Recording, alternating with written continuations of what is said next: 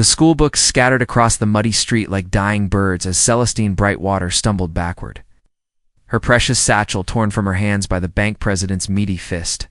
Behind her, smoke billowed from the charred remains of the one-room schoolhouse where she'd taught Willowbrook's children for 3 years, till the town council decided an unmarried woman of 26 was setting a poor example for their daughters.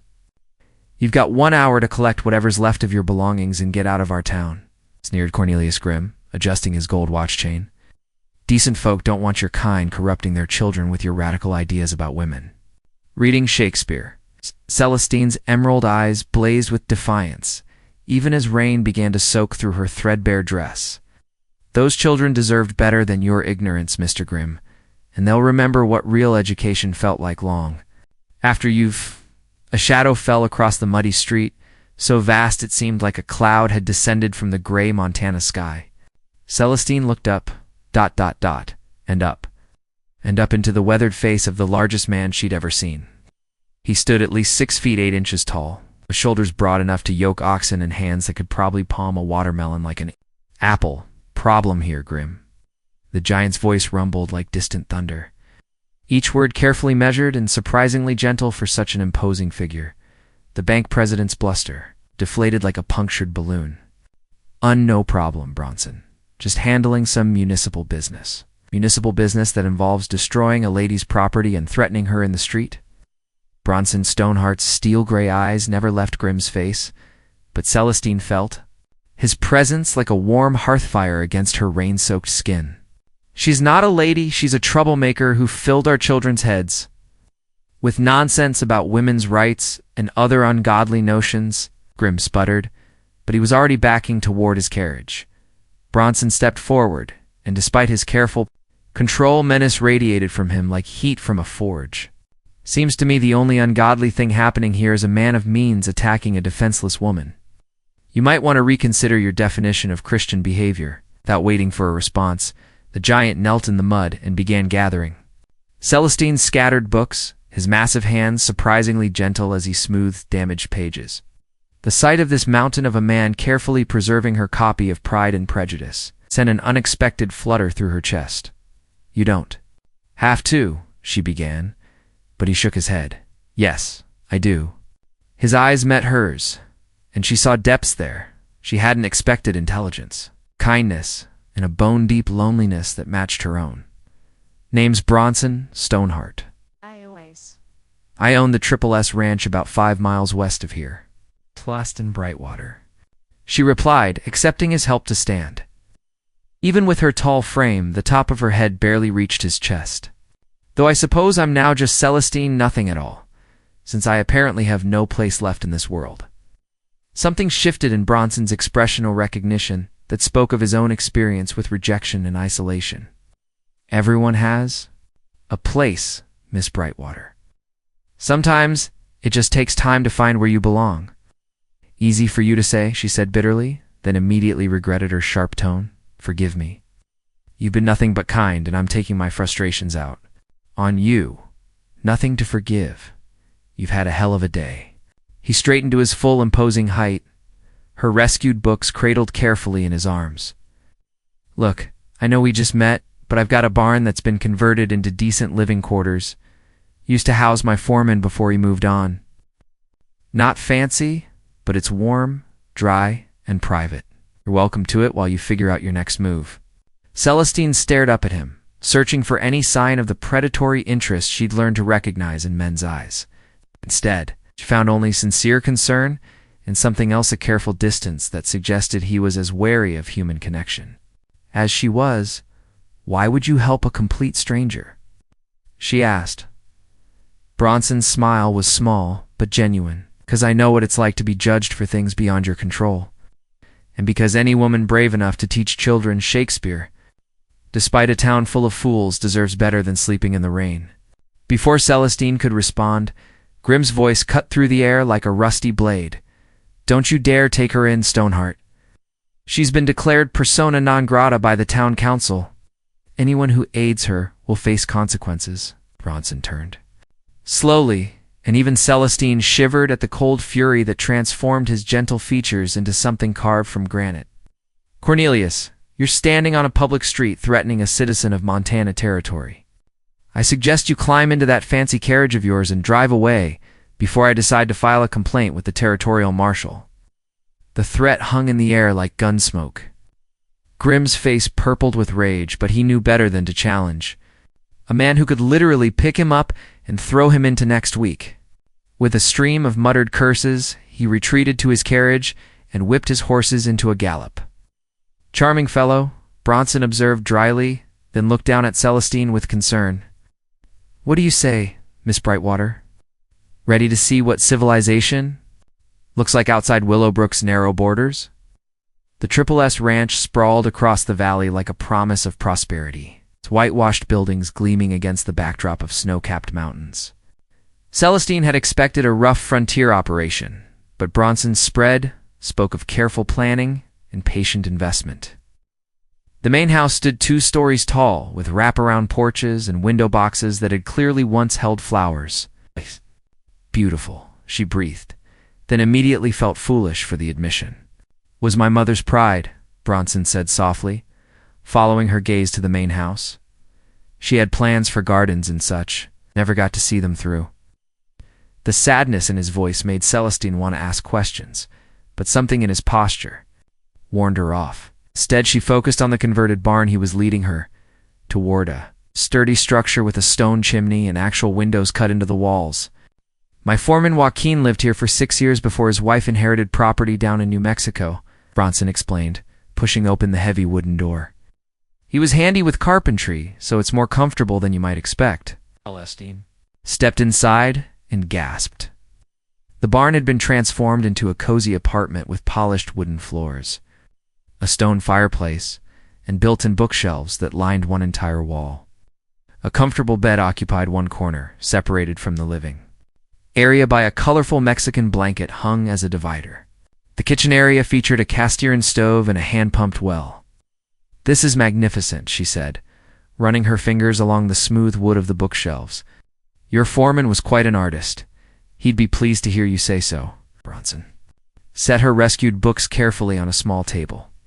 "There's firewood stacked outside, and I'll have one of my hands bring fresh supplies from town tomorrow. You just focus on getting settled." Celestine turned to face him, studying his weathered features in the afternoon light streaming through the windows. Despite his imposing size, he moved with careful grace, like a man conscious of taking up too much space in the world. "Mr. Stoneheart Bronson, I need you to understand something. I can't pay rent, at least not immediately. The school board confiscated my final month's salary as compensation for moral damages. I have exactly $4.37 to my name." "Did I ask for rent?" His expression was genuinely puzzled. "No, but I won't be anyone's charity case, and I won't be available for any other forms of payment a man might expect from a woman in my position." Color flooded Bronson's weathered cheeks, and he took a step backward. "Miss Brightwater, I would never, that is, I don't expect." He stopped, took a deep breath, and tried again. "You're under my protection now, which means you're as safe as if you were my own sister. Anyone who suggested otherwise would answer to me personally." The quiet conviction in his voice sent warmth spreading through Celestine's chest. She'd spent years fending off grabbing hands and lewd suggestions from men who saw an unmarried teacher as fair game. To hear genuine respect in a man's voice was as shocking as it was welcome. "I believe you," she said softly, "but I still need to contribute something. I won't be a burden." Bronson rubbed his jaw thoughtfully.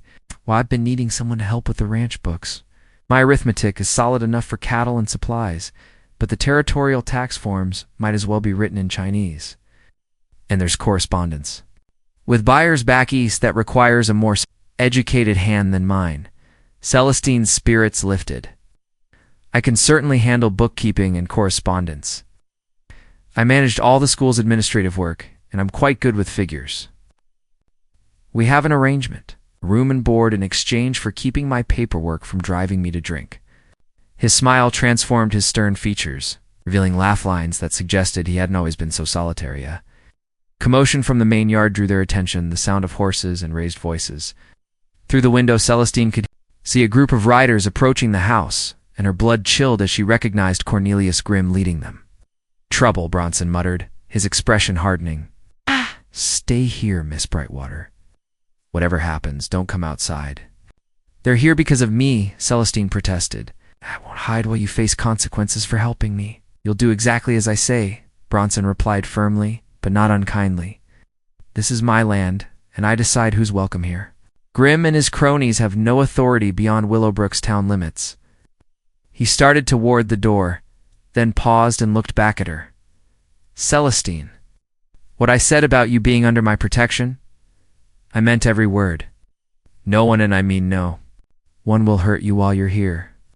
The use of her first name sent an unexpected shiver through her, but it was the fierce protectiveness in his eyes that made her breath catch. She'd spent her adult life standing alone against the world's cruelties. The idea of having someone willing to stand with her was both terrifying and exhilarating. As Bronson strode across the yard to meet Grimm's delegation, Celestine pressed herself against the window and tried to calm her racing heart. She'd thought her life was over when they burned the schoolhouse. Now, watching this gentle giant prepare to defend her against a pack of righteous bullies, she wondered if it might just be beginning. Bronson's boots crunched on the gravel as he approached. The mounted delegation, his massive frame radiating calm authority, despite the tension crackling in the air. Grimm sat atop a nervous bay gelding, flanked by Mayor Aldrich Blackthorne and 4 other members of Willowbrook's town council, all looking like they'd rather be anywhere else. "Gentlemen," Bronson's voice carried easily across the yard. "Bit late in the day for social calls, isn't it?" "Cut the pleasantry, Stoneheart," Grimm snapped, his earlier fear replaced by the false courage that came from traveling in a pack. "We know you've taken in that Brightwater woman, and we're here to warn you about the consequences." "Warn me?" Bronson stopped 20 feet away, just close enough to make his size intimidating without appearing aggressive. "On my own land?" Mayor Blackthorne cleared his throat nervously. "Now, Bronson, we're not looking for trouble. It's just that Miss Brightwater has proven herself to be a corrupting influence on our community. We have wives and daughters to protect." "From what? Education?" Bronson's laugh held no humor. "Last I checked, teaching children to read wasn't a hanging offense in Montana territory." "She filled their heads with dangerous ideas," insisted Councilman Morse, a thin man with the pinched expression of someone who'd never had an original thought. "Telling our daughters they could be doctors and lawyers, encouraging them to question their proper roles in society." From her hiding spot in the barn, Celestine felt anger and shame war in her chest. She had encouraged her female students to dream beyond marriage and motherhood, not because those weren't worthy goals, but because she believed every person deserved choices. "Dangerous ideas," Bronson repeated slowly, as if tasting the words. "Like the idea that half the population shouldn't be kept ignorant to make the other half feel superior." Grimm's face reddened. "Don't get clever with us, Stoneheart. The woman is a spinster radical who's clearly given up any pretense of decent behavior. She's probably spread her legs for you already in exchange for shelter." The words hung in the air for exactly 3 seconds before Bronson moved. Despite his size, he covered the distance to Grimm's horse with shocking speed, reaching up to drag the banker from his saddle like plucking fruit from a tree. "Apologize," Bronson said quietly, holding Grimm suspended a foot off the ground by his coat front. "Now, I can't breathe," Grimm wheezed, clawing at Bronson's iron grip. "Then you'd better talk fast," Bronson replied, his voice deadly calm. "You've just slandered a lady's honor on my property. In most places that's fighting talk." Mayor Blackthorne urged his horse forward, his face pale. "Bronson, please." Cornelius spoke in anger. "We're all civilized men here, are we?" Bronson's steel-gray eyes never left Grimm's face. "'Cause civilized men don't burn down schools or drive innocent women into the street like criminals." Celestine watched from the window, her heart hammering against her ribs. She'd never seen violence used to defend her honor hell. She'd never thought her honor was worth defending to anyone but herself. The sight of this mountain of a man literally lifting her tormentor off the ground should have terrified her. Instead, it sent heat pooling in places she'd long since given up on. "I apologize," Grimm gasped finally. "I spoke appropriately." "About Miss Brightwater." Bronson held him suspended for another long moment, then set him down with surprising gentleness. Grim staggered backward, straightening his rumpled coat with shaking hands. "Much better," Bronson said mildly. How? "Unless you have official business with me, illegal business that can't wait until daylight hours, I suggest you get off my land." "Oh, this isn't over," Grim snarled, but he was already moving toward his horse. "That woman is poison, and she corrupt everything she touches. Mark my words, Stoneheart, you'll regret the day you took her in." "I'll worry about my own regrets," Bronson replied. "You worry about yours?" The delegation retreated into the tar. Gathering dusk, their horses' hoofbeats fading into the distance, Bronson stood motionless in the yard for a long moment, his hands clenched at his sides.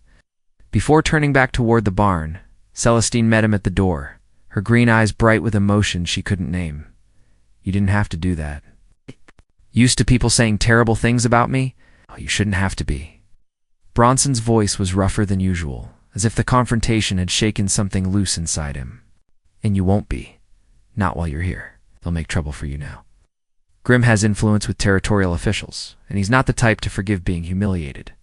Bronson shrugged, his massive shoulders moving like shifting mountains. "Let them try.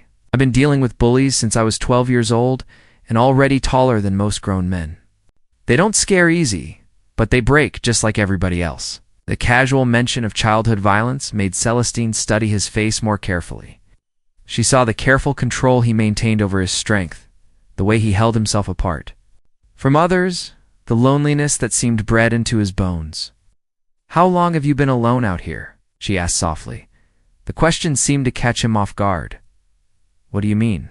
No family, no? ... companion? Just you and this beautiful ranch? And all that careful distance you keep between yourself and the world?" Bronson was quiet for so long that Celestine thought he wouldn't answer. When he finally spoke, his voice carried the weight of years. 7 years since my mother died. 5 since my last foreman moved on. I'm not exactly what you'd call suitable company for most folks. Because of your size? Because of what my size makes people think I am." His smile was bitter. Monster, brute, savage, I've heard them all. "Most people take one look at me and decide I'm dangerous." Celestine stepped closer, close enough to feel the warmth radiating from his massive frame. "And are you dangerous?" "To the right people, yes."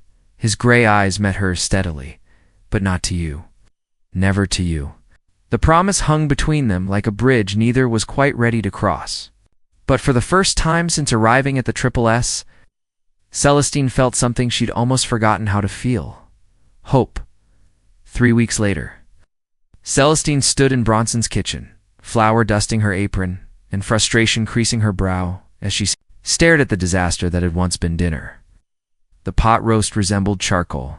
The biscuits could serve as ammunition. Something that had started as gravy now looked suspiciously like mortar. "Miss Brightwater," Bronson's voice carried from the back porch, followed by the sound of his boots on the kitchen floorboards. I smelled smoke and wanted to make sure he stopped dead in the doorway, taking in the carnage. "Don't say a word," Celestine warned, waving a wooden spoon like a weapon. "Not one word about how I can conjugate Latin verbs, but apparently can't. Cook a simple meal without setting your kitchen on fire." Bronson's lips twitched with barely suppressed laughter. "Wouldn't dream of it, though I have to ask, what exactly were you trying to accomplish with the biscuits? They look dense enough to use as foundation stones." "I thought you said not one word," Celestine replied with mock severity, but her own lips were fighting a smile.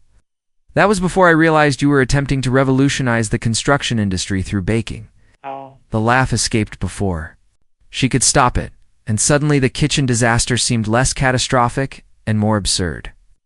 "I wanted to cook you a proper dinner to thank you for everything you've done. Instead, I've probably poisoned your water supply and created a new form of military weaponry." Bronson moved into the kitchen with his usual careful grace, mindful of his size and the confined space. Over the past 3 weeks, Celestine had watched him navigate the world like a man constantly aware that he might accidentally break something precious, including people. "You've been working yourself to death trying to manage my books, correspond with buyers, and keep house," he said gently. "You don't owe me dinner on top of all that." It was true. Celestine had thrown herself into making herself indispensable, determined to prove her worth beyond any shadow of doubt. She'd organized his chaotic filing system, negotiated better prices with eastern cattle buyers through carefully crafted letters, and discovered that the territorial tax assessor had been systematically overcharging him for 3 years. "I saved you nearly $2,000 in back taxes," she pointed out. "The least I can do is feed you something that won't require medical attention. The least you can do is let me help." Ow. Bronson reached around her to turn off the stove, his arm brushing against her shoulder. The contact sent an unexpected jolt through her, and she found herself very aware of his proximity, the warmth of his body, the clean scent of soap and leather that seemed to follow him everywhere. "Help how?" she asked, her voice slightly breathless. "Well, I may not look like much of a cook, but 7 years of bachelor living teaches a man a few survival skills." He opened the icebox and began pulling out ingredients. "How about we start over? Together this time." Working side by side in the kitchen revealed a different aspect of Bronson's character. His massive hands, so intimidating when he'd lifted Grim off the ground, proved surprisingly deft at slicing vegetables and kneading dough. He moved with quiet confidence, talking her through techniques his mother had taught him years ago. "The secret to good biscuits is not overworking the dough," he explained, guiding her hands as she learned to fold the mixture. "Treat it gentle, like something precious." The way he said precious made Celestine's pulse quicken. She was intensely aware of his hands covering hers, of the careful tenderness in his touch. When had anyone ever treated her like something precious? "Tell me about her," Celestine said softly. "Your mother?" Bronson's hands stilled for a moment, then resumed their gentle guidance. "Lena Stoneheart was the strongest woman I ever knew. Came out here with my father when this was still Apache territory. Built this ranch from nothing but determination and dreams. She must have been remarkable to raise a son like you." "She was remarkable, period. Taught herself to read from a Bible and medicine from necessity. Delivered half the babies in the county, doctored everything from broken bones to broken hearts." His voice carried deep affection and deeper loss. "She always said a home wasn't made of wood and nails, it was made of love and purpose." Celestine felt tears prick her eyes. "She sounds wonderful. How did you lose her?" "Consumption. Fought it for 2 years before it finally took her." Bronson's hands tightened almost imperceptibly on hers. "I was holding her hand when she died.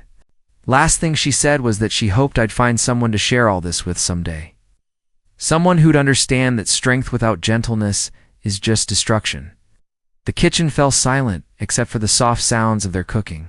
Celestine found herself studying Bronson's profile, seeing past his intimidating size to the gentle soul her mother had nurtured. No wonder he moved through the world with such careful control. He'd been taught that his strength was a gift to be protected, not a weapon to be wielded. "She would have liked you," he said suddenly, his gray eyes meeting hers. "Ma always said, the measure of a person wasn't what they could do, but what they chose to do. You chose to teach children to dream bigger than their circumstances. That takes a special kind of courage. And you chose to defend a stranger against an entire town. What does that make you?" "Foolish, probably," he said with a self-deprecating smile. "But I couldn't stand by and watch them destroy something good just because they were afraid of it." Faces were inches apart now, the pretense of cooking forgotten.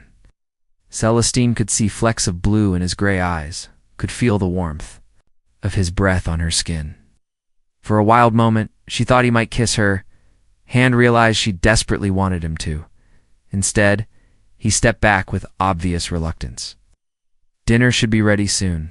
I should check on the cattle." He was gone before she could respond, leaving her alone in the kitchen with the lingering scent of his cologne and the devastating realization that she was falling in love with a man who saw himself as too dangerous to touch something precious. The ranch books lay forgotten on the kitchen table as Celestine paced the length of the main house, her stockings silent on the polished wooden floors. For the past week, Bronson had been avoiding her with the dedication of a man fleeing the plague rising before dawn to tend cattle, eating his meals standing on the back porch, and finding urgent reasons to ride the boundary lines whenever she appeared. The careful distance he maintained cut deeper than any of Grimm's insults ever had. At least with the banker's cruelty, she'd known where she stood. This polite withdrawal felt like drowning in small increments. A crash of thunder shook the house, followed by the drumming of rain against the windows. Montana spring storms were notorious for their violence, and this one promised to be memorable. We're through the parlor window. She could see the barn where she'd been living for almost a month, perfectly adequate shelter that suddenly felt like exile. Enough, she muttered to herself, grabbing her shawl and heading for the door. If Bronson Stoneheart thought he could retreat into noble isolation without an explanation, he was about to learn otherwise. The rain soaked through her dress before she'd gone 10 steps, and by the time she reached the barn, she was drenched and shivering. She pushed through the door to find Bronson sitting at the small table, staring morosely at a cup of coffee that had long since gone cold. "Celestine," he shot to his feet, his face a mask of concern. "What are you doing out in this weather? Catch your death, don't." The word came out sharper than she'd intended, but she was past caring about propriety. "Don't you dare pretend to care about my health when you've been treating me like a leper for the past week." Bronson's expression shuddered, but she caught a glimpse of pain before he hit it. "I don't know what you mean." "The hell you don't." Celestine stripped off her soaked shawl and moved closer, water dripping from her hair onto the wooden floor. "One moment we're cooking dinner together, talking about your mother and sharing something real, and the next you're acting like I have some contagious disease. Celestine, please. Did I misread the situation so badly?" The question tore out of her, carrying weeks of accumulated hurt and confusion, because I could have sworn there was something growing between us, something worth exploring. But apparently I was wrong. Hands clenched at his sides, and she could see the war being fought behind his gray eyes. "You didn't misread anything. That's the problem." "How is that a problem?" "Two adults, both unattached, both clearly attracted to each other. Look at me, Celestine." His voice was raw with self-loathing. "Really look at me. Inches tall and weigh 260 pounds? My hands are bigger than your head. I could hurt you without even trying." The absurdity of his fear struck her like a physical blow. "You think I'm afraid of you? You should be. Everyone else is. Everyone else is an idiot." She stepped closer, close enough to feel the heat radiating from his massive frame. "Do you know what I see when I look at you, Bronson Stoneheart?" He shook his head mutely. "I see a man who lifts bankers off the ground to defend my honor, then sets them down gently instead of breaking their necks. I see hands that could crush stone but treat damaged books like precious artifacts. I see someone who builds furniture for comfort instead of show, who teaches cooking with patience instead of condescension, who moves through the world like he's afraid of taking up too much space. Celestine, I see a man whose mother raised him to understand that strength without gentleness is destruction. And I see someone so terrified of becoming a monster that he's turned himself into a hermit." Rain continued to hammer the roof as they stood facing each other, the air between them crackling with tension and unspoken possibilities. Bronson's jaw worked as if he were fighting some internal battle. "You don't understand," he said finally. "I've hurt people before. Not intentionally, but tell me." The simple command seemed to break something inside him. I was 14. Already bigger than most grown men? There was a boy at school, Tommy Carlyle, who kept picking fights with smaller kids. I told him to stop, but he laughed and said I was too much of a coward to do anything about it. Celestine could see where this was going, but she remained silent, letting him purge the poison that had been festering for years. He pushed a little girl down and made her cry. Something just ... snapped inside me.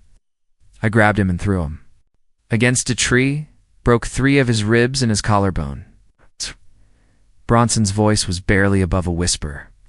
His father tried to have me arrested, said I was a dangerous animal that needed to be put down.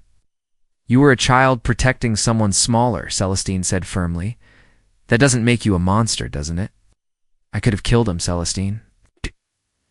If that tree had been positioned differently, if I'd thrown him harder, but you didn't. And you've spent the rest of your life making sure you never hurt anyone again." She reached up to cup his face in her hands, forcing him to meet her eyes. "You're not your worst moment, Bronson. Your every moment you chose gentleness over violence, protection over domination. His hands came up to cover hers, and she could feel the tremor running through his massive frame. "I don't want to hurt you. Ever. And don't push me away," she whispered. "That's the only thing that could truly hurt me now." For a heartbeat, they stood frozen on the edge of something that would change everything. Then Bronson's careful control finally cracked, and he bent down to capture her lips with his own. The kiss was gentle at first, tentative as if he expected her to flee. Instead, Celestine rose on her tiptoes and pressed closer, her fingers tangling. In his dark hair, when he groaned against her mouth and deepened the kiss, she felt like she was coming home after years of wandering. Thunder crashed overhead, but neither of them noticed. They had found something worth weathering any storm. Morning, after the storm dawned, crystal clear. Sunlight streaming through the barn windows to wake Celestine in Bronson's arms. She lay still for a moment, savoring the feel of his chest rising and falling beneath her cheek, the warmth of his massive body surrounding her like a fortress against the world. They had talked until nearly dawn, about his childhood fears and her dreams of independence, about the loneliness that had shaped them both, and the unexpected connection that promised to reshape their futures. No promises had been made, no declarations of eternal love, but something fundamental had shifted between them during the storm. "You're awake?" Bronson's voice rumbled through his chest, still rough with sleep. "So are you." She tilted her head to look at him, studying the way morning light revealed the silver threading through his dark hair. "Any regrets?" "Only that it took me so long to stop being an idiot." His arm tightened around her waist. "What about you? Still think I'm worth the trouble?" Before she could answer, the sound of approaching horses shattered the peaceful morning. Bronson was on his feet instantly, his protective instincts overriding everything else as he moved to the window. "Damn," he muttered. And Celestine heard genuine worry in his voice. She scrambled to dress and joined him at the window, her heart sinking at the sight of a dozen riders approaching the ranch house. But these weren't Grimm's amateur vigilantes. Men wore the badges of territorial marshals, and their leader was someone she recognized with growing dread. "Marshal Wade Cordwainer," she breathed. Grimm must have called in federal authority. Bronson's expression hardened. "What would marshals want with you?" "I may not have been entirely truthful about why the town council wanted me gone," Celestine admitted, shame heating her cheeks. "The Shakespeare and women's rights were part of it, but there was something else. It's been writing letters to territorial newspapers about corruption in local governments. Specifically about how men like Grimm use their positions to abuse women and minorities with impunity, and Cordwainer." Bronson's voice was dangerously quiet. "Is Grimm's cousin. I exposed how he's been taking bribes to look the other way when certain respectable citizens commit crimes against people who can't fight back." Bronson stared at her for a long moment, then began reaching for his gun belt. "How bad is this going to get?" "Very bad. Cordwainer has a reputation for creative interpretations of territorial law. If Grimm convinced him I'm some kind of revolutionary threat, Miss Brightwater," Cordwainer's voice carried across the yard like the crack of a whip, "we know you're here. Come out with your hands visible and nobody needs to get hurt." Bronson's hand closed around her wrist. "Stay behind me. Whatever happens, don't admit to anything." They stepped out of the barn together, Celestine's heart hammering as she saw the marshals had spread out to surround the buildings. These weren't local bullies. They were professional lawmen with the authority to arrest or shoot anyone they deemed a threat to territorial peace. "Marshal Cordwainer," Bronson called out, his voice carrying easily across the yard. "What brings federal authority to my ranch?" Cordwainer was a lean man with cold eyes and the kind of mustache that suggested he took himself very seriously. "We're here for the woman, Stoneheart. Celestine Brightwater is wanted for questioning regarding seditious activities and incitement to rebellion." "What rebellion would that be?" Bronson asked mildly. But Celestine could feel the tension radiating from his massive frame. "She's been spreading lies about respected citizens and government officials through anonymous newspaper letters, creating unrest among the female population with radical ideas about their proper place in society." "Anonymous letters?" Bronson's laugh held no humor. "Since when is writing to newspapers a federal crime, Marshal? Since those letters contain libelous accusations against men of standing, Mr. Grimm has provided sworn testimony that Miss Brightwater has been conducting a campaign of character assassination? Celestine stepped forward, her chin raised defiantly. Everything I wrote was true, and I can prove it. Grimm's been embezzling school funds for years, and you've been taking money to ignore it. The accusation hung in the air like gun smoke. Several of the deputies shifted uncomfortably, but Cordwainer's expression remained coldly professional. Careful, Miss Brightwater. Making false accusations against a federal marshal carries serious consequences. Then arrest me, Celestine challenged, her green eyes blazing. Put me on trial where I can present evidence in open court. Let's see how your cousin's reputation holds up under real scrutiny. Cordwainer's mustache twitched the first sign of emotion he'd shown. There won't be a trial. Yeah, you're going to disappear into territorial custody until this matter can be quietly resolved. The threat was clear. They intended to make her vanish permanently. Celestine felt ice form in her stomach, but before she could respond, Bronson moved. It wasn't dramatic or sudden, just a slight shift that put his massive frame directly between her and the marshals. But the message was unmistakable. They'd have to go through him to reach her. That's not going to happen, Bronson said quietly. Don't be a fool, Stoneheart, Cordwainer warned. Interfering with federal officers in the performance of their duties is a hanging offense. So is kidnapping innocent women under color of law. Bronson's voice remained calm, but Celestine could see his hands hanging loose at his sides, ready for action. A funny thing about territorial law, martial it requires actual evidence of actual crimes. What you're describing sounds more like a personal vendetta. Stand down, or we'll arrest you too. On what charges? Offering shelter to a homeless woman? Last I checked, Christian charity wasn't illegal in Montana territory. Standoff stretched taut as piano wire. 12 armed men against one, but Celestine could see doubt creeping into some of the deputies' faces. Whatever Cordwainer had told them about her being a dangerous radical, the reality of a schoolteacher hiding behind a protective rancher didn't match their expectations. Marshal, one of the younger deputies, spoke up hesitantly. Maybe we should. Deputy Mitchell will keep his opinions to himself, Cordwainer snapped, unless he wants to explain to Washington why he's questioning direct orders. But the damage was done. The seed of doubt had been planted, and Celestine could see it spreading through the group. These men had families, consciences they'd signed up to chase real criminals, not intimidate women whose only crime was speaking truth to power. You know what I think, Marshal? Bronson continued conversationally. I think you wrote all the way out here hoping to grab Miss Brightwater quietly, with no witnesses and no record. Problem is, you've got witnesses now, a dozen of them, men who swore oaths to uphold justice, not help corrupt officials silence inconvenient voices. Enough. Cordwainer's professional facade finally cracked. You're harboring a fugitive and obstructing federal officers. That's all the evidence I need. His hand dropped to his gun, and Celestine felt the world slow to crystalline clarity. She could see Bronson tensing for action, could see several deputies reaching for their weapons with obvious reluctance, could feel the moment balanced on a knife's edge between justice and tragedy. Then salvation arrived from an unexpected direction. Federal Marshal Wade Cordwainer. The voice rang across the valley like a trumpet call. You were under arrest for corruption, extortion, and conspiracy. A new group of riders crested the Ridgeville Federal Marshals led by a woman whose silver badge caught the morning sunlight. Marshal Victoria Ironwood was a legend in territorial law enforcement. Known for her absolute integrity and complete intolerance for corruption in any form.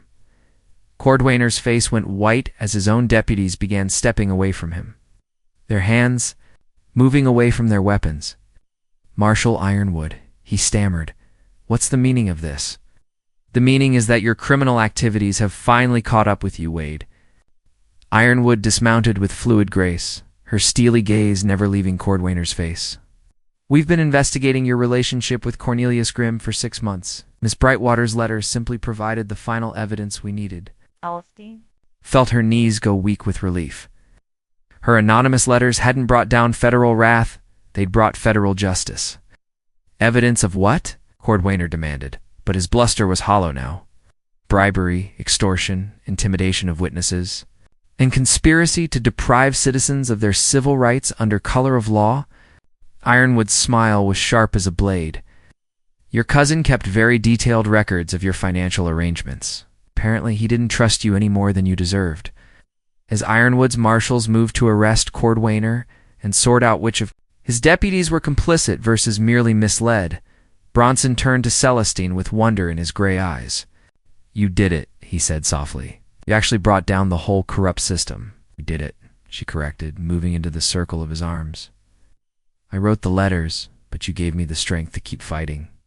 He bent down to kiss her forehead, and she felt something fundamental settle into place like a key finding its proper lock. Like a river reaching the sea, 6 months later, Celestine stood in the main house kitchen, not burning dinner, but actually creating something that resembled food. The irony wasn't lost on her that she'd finally learned to cook properly just in time for their wedding celebration. Through the window, she could see the valley filled with guest former students who'd traveled from 3 territories to attend, reformed deputies who'd helped clean up territorial law enforcement, and even Marshal Ironwood, who'd become an unlikely friend during the trials that followed Cordwainer's arrest. Something smells amazing, Bronson's voice came from behind her, followed by the warmth of his arms encircling her waist. Even after months of marriage, his touch still sent lightning through her veins. Don't sound so surprised, Celestine laughed, leaning back against his solid chest. I told you I was educable, he murmured against her hair. Speaking of education, I have something for you. He handed her an official-looking document, and her breath caught as she read the territorial seal. Bronson, what is this?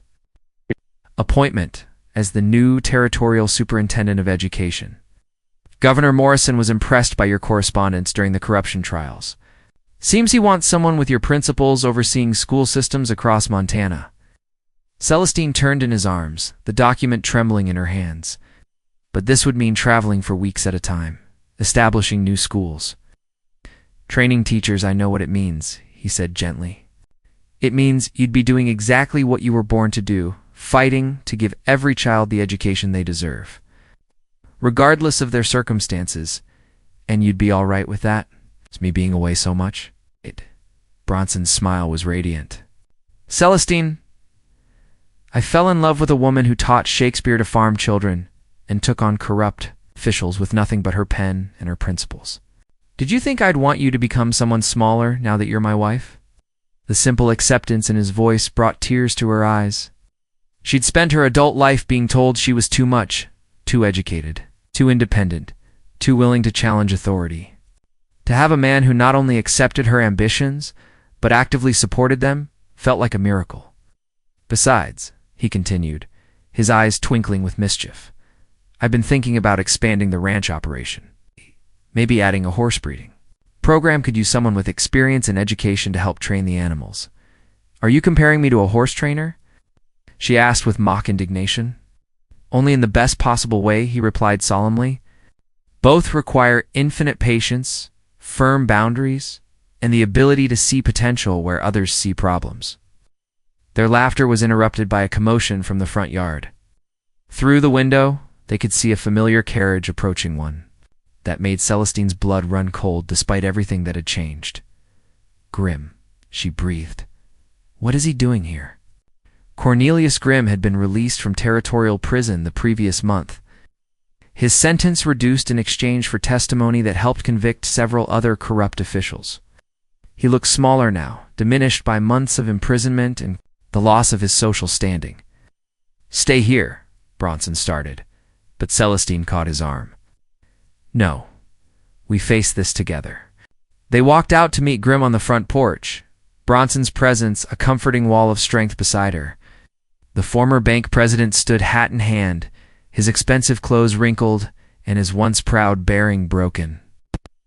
He said quietly, I hope you'll forgive the intrusion.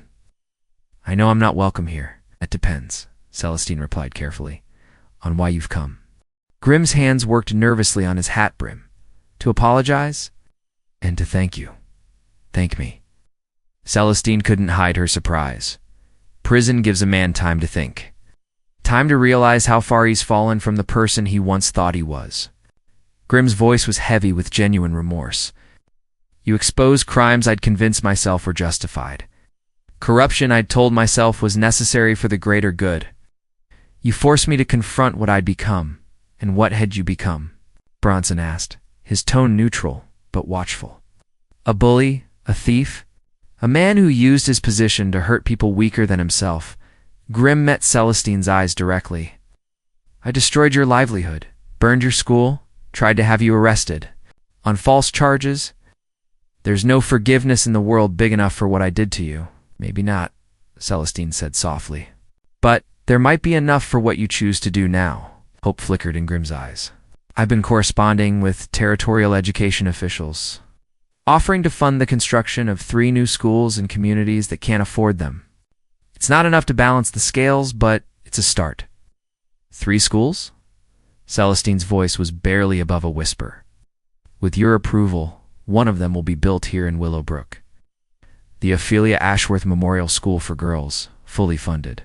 With a guarantee of academic freedom for any teacher brave enough to take the position.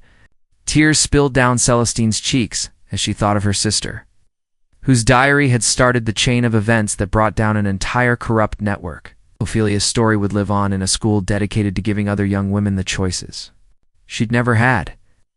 Mr. Grimm, she said finally, that's a beautiful gesture, but why come to me for approval?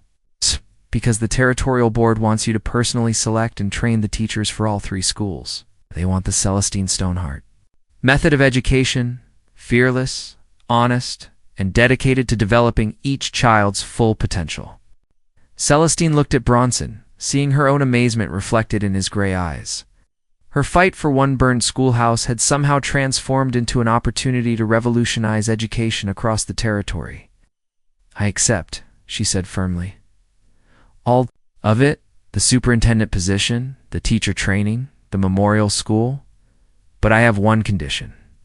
Anything, Grimm said quickly. The Ophelia Ashworth Memorial School will accept all students, regardless of gender, race, or economic circumstances. No child will be turned away because their parents can't afford tuition or because society thinks they don't deserve an education.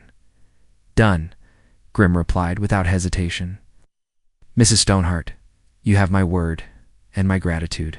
As Grimm's carriage disappeared down the valley road, Celestine found herself pulled into Bronson's arms, spinning in a circle as he lifted her off her feet with joy.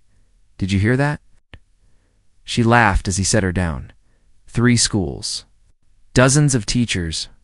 Hundreds of children who'll have chances they never would have had. I heard it, he said, his voice thick with emotion. I also heard something else. The sound of a woman who's found her true calling. Our true calling, she corrected, standing on her tiptoes to kiss him. I may be the superintendent, but you're going to be right there with me. Building schools, training horses, raising children of our own who will know that love makes people stronger, not weaker.